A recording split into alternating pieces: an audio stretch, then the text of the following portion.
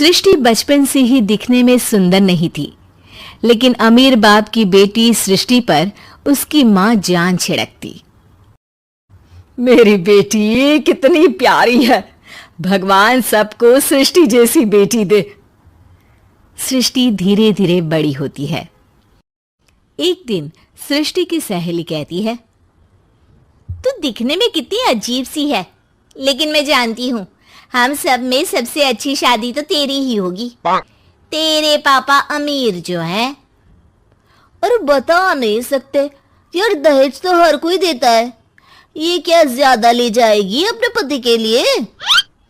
अरे बड़े शहर में कोठी है इसके पापा की। अरे पापा की है ना, कौन सी इसकी है? इसकी होती तब तो कोई भी लड़का इससे शादी कर लेता। अरे पापा की मतलब पापा की है तो मेरी ही है ना? किसने कहा? अब तेरी तो तब होगी ना जब तेरा भाई ना हो। वैसे भी शादी के बाद सारी प्रॉपर्टी भाई के नाम होती है। सृष्टि समझ जाती है कि उसे किसी भी हालत में माँ बाप की सारी प्रॉपर्टी को अपने नाम करना है, लेकिन कैसे? एक दिन सृष्टि का भाई शीनू कहता है, बहन क्या कर रही है? तुझसे एक बात करनी है। अरे हाँ हाँ करना, मैं तो तेरी बहन हूँ। बहन मेरी लाइफ में ना एक लड़की है, बहुत अच्छी है। मैं सोच रहा हूँ माँ और पापा से बात करूँ शादी के लिए। सृष्टि को समझ में आ जाता है कि भाई की शादी होते ही भाभी उसे एक दिन भी घर में बर्दाश्त नहीं करेगी। क्या बात है भाई, बताना कौन है वो? यार वो बहुत अच्छी लड़की है, पढ़ी लिखी है, मेरे साथ जॉब भी करती है। बस एक प्रॉब्लम है। प्रॉब्लम? क्या प्रॉब्लम है भाई? यार वो शादीशुदा है, लेकिन उसके पति ने उसे सिर्फ इसलिए छोड़ दिया क्योंकि उसके माँ बाप दहेज नहीं दे पाए। सृष्टि ये सुनकर न जाने क्यों खुश हो जाती है। अरे भाई तो क्या हुआ, लड़की तुझे तो पसंद है ना? शीनू को लगता है कि बहन उसे समझ रही है। वो इस बात से अनजान होता है कि उसकी बहन की मंशा पूरा घर हड़पने की है। सृष्टि अपनी माँ से कहती है, मम्मी मुझे तो बहुत चिंता है, पता है शीनू क्या कर रहा है? अरे क्या कर रहा है? वो तो काम पर जाता है और वापस घर आता है। नहीं ना माँ, वो यही तो नहीं कर रहा, बाकी सब कर रहा है। आपको पता है उससे प्यार है, और वो भी एक शादीशुदा लड़की से। हैं? ये क्या हो गया? मैं सोसाइटी में क्या मुंह दिखाऊंगी? अरे तेरे पापा तो यही कहेंगे कि मैंने ही उसे बिगाड़ दिया है। माँ देखो, मेरी बात मानो, पापा पर भी विश्वास करने की जरूरत नहीं है। अब आप ही बताओ, पापा इतनी देर घर के बाहर रहते हैं क्यों? बोलो। अरे बेटा वो तो नौकरी करते हैं ना। तू बहुत भोली है माँ। पापा का ऑफिस तो 7 बजे खत्म हो जाता है, लेकिन देखो कितनी देर से आते हैं। अरे नहीं नहीं बेटा, ऐसी कोई बात नहीं है। सृष्टि माँ को एक औरत से बात करते पिता की फोटो दिखाती है।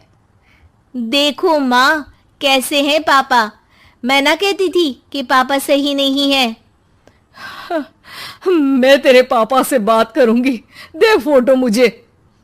ओ माँ, वो तो डिलीट हो गई। लेकिन चल, तूने तो देख लिया ना, पापा से बाद में बात कर लेना। और हाँ, मेरा नाम बिल्कुल मत लेना। हाँ माँ। अब क्या था, सृष्टि के माँ और पिता के बीच झगड़ा होना शुरू हो जाता है। सृष्टि के मन में क्या चल रहा था कोई नहीं जानता था। एक दिन, माँ सृष्टि के लिए एक लड़का देखा है, वो लोग शाम को उसे देखने आने वाले हैं।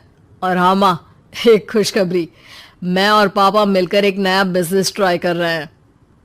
शाम को लड़का आता है, सांवले रंग का। सृष्टि को तो बिल्कुल भी पसंद नहीं आता। लड़की की माँ कहती है, लड़की का चेहरा तो कोई खास नहीं, लेकिन अगर मेरे बेटे को आप लोग सेटल कर दे तो मैं उसकी शादी आपकी बेटी से करवा दूं। सृष्टि को लड़का बिल्कुल पसंद नहीं था। उसे भाई पर गुस्सा आ जाता है। लड़के वालों के जाने के बाद कहती है, माँ देखा शीनू मेरे लिए कैसा लड़का लेकर आया, न दिखाने लायक न सुनने लायक, सेटल भी नहीं, वो भी हम करे।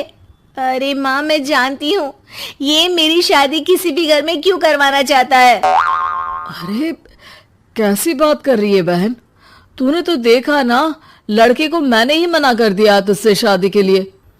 जिसने लड़का बताया था उसने उसकी बहुत तारीफ की थी।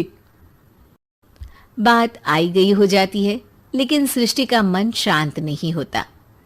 क्या करूं कुछ समझ में नहीं आ रहा। मेरी शादी हो गई तो ये लोग पूरी प्रॉपर्टी शीनू के नाम कर देंगे, मेरे हाथ तो कुछ लगेगा ही नहीं। तभी सृष्टि को आइडिया आता है। वो किसी वकील को फोन करती है। जी देखिए, अगर आपके मम्मी पापा का तलाक हो जाता है तो आपके पिता की आधी प्रॉपर्टी आपकी माँ के नाम हो जाएगी, फिर उसे वो किसी को भी दे सकती है। सृष्टि अब माँ को बेटे के खिलाफ भरती है। माँ शीनू पर नजर रखा करो, वो जिस लड़की के प्यार में है ना वो शादीशुदा है।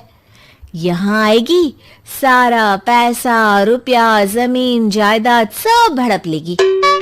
पापा का भी हाल तुमसे छुपा नहीं है। ऐसा ना हो कि मैं और आप एक दिन सड़क पर भीख मांगे। भगवान, मैं तो जीते जी मर जाऊंगी अगर ऐसा हो गया तो। ऐसा हो गया नहीं माँ, ऐसा ही होगा। अभी समय है, आगे का सोच लो। मैं तो कहती हूँ पापा से आधी प्रॉपर्टी लेकर अलग हो जाओ। पापा की आधी प्रॉपर्टी भी हम लोगों को अगर मिल जाती है ना तो अगले 7 जन्म सफल समझो। बेचारी माँ बेटी के कहने पर पति से तलाक लेकर अलग हो जाती है। सृष्टि अब पैसों से गाड़ी और अपने दूसरे महंगे शौक पूरे करने लगी। उसके दोस्त भी उसके पैसे इस्तेमाल करते। सृष्टि, कल तुम कहाँ थी? मैं सारा दिन घर पर अकेली थी। तो मैं क्या करूं? मैंने ठेका तो नहीं लिया है ना तुम्हें संभालने का। माँ को सृष्टि से ये उम्मीद नहीं थी। वो बैठकर रोने लगती है। वहीं उसका पति यानी कि सृष्टि के पिता आ जाते हैं। मैं जानता था कि तुम्हारा यही हाल होगा, तो आपने मुझे रोका क्यों नहीं? मैं रोकता तो तुम रुकती क्या? सृष्टि के कहने पर तुमने मुझ पर अपने बेटे पर शक किया, लेकिन तुम ये भूल गई कि कैसे हम दोनों ने मिलकर जीवन में इतना सब खड़ा किया। माँ पति के गले लग जाती है। मुझे माफ कर दीजिए, मैंने आपकी कमाई का एक बड़ा हिस्सा गवा दिया। कोई बात नहीं, तुम साथ हो तो मैं ऐसी 7 प्रॉपर्टी खड़ी कर दूंगा। तभी वहां सृष्टि आ जाती है रोते हुए। माँ, मयंक ने मुझे छोड़ दिया। वो बोल रहा था जब तक मेरे पास पैसे थे तब तक ही वो मेरे साथ था। पापा, माँ, मुझे माफ कर दीजिए।